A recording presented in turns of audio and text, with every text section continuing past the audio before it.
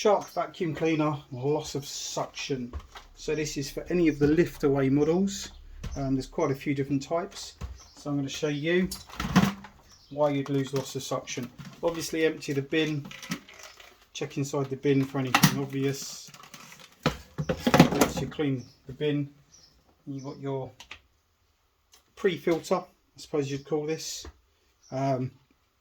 This is absolutely caked up, so this needs to be washed under some hot soapy water.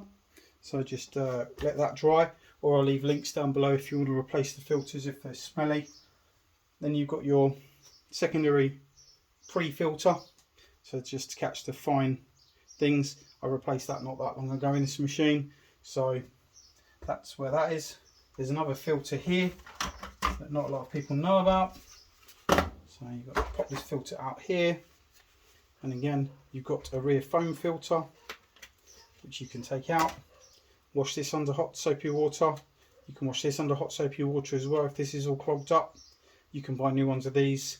I'd recommend replacing these and those once a year.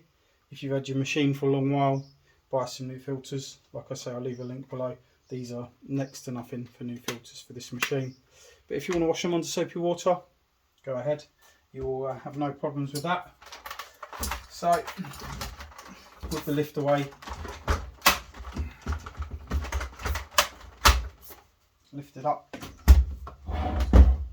There's a common problem with these if you've got an older one, and that's they split just down in here.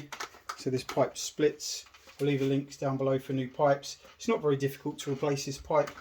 This is a good vacuum cleaner, so it's well worth just spending £4 or £5 for a new pipe and fitting it in there if yours splits.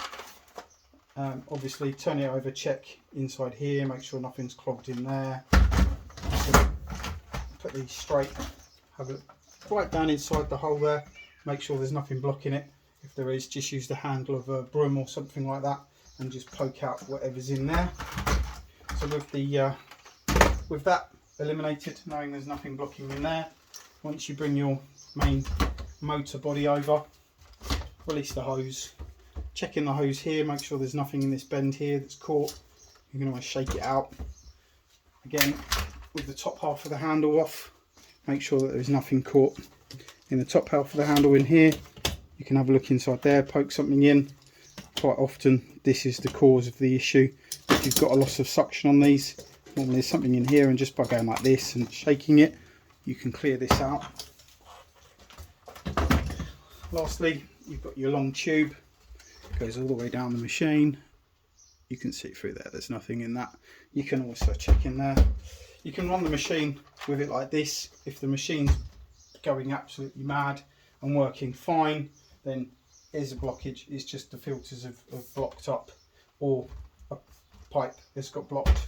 So to reassemble your Shark lift away, so this is all of the machines, the old ones, the new ones. Clip the two pipes back in, clip your lift away base back on, put your filter back in the front, put the filter housing back on, drop your filter in there, drop this back in. Once it's clean, make sure they're dry. You've let them dry for a day or so before you use the machine again, and then just clip your dustbin back on. And that is how to fix a Shark lift away loss of suction. Thanks for watching. Don't forget to subscribe, and I hope to see you in the next video.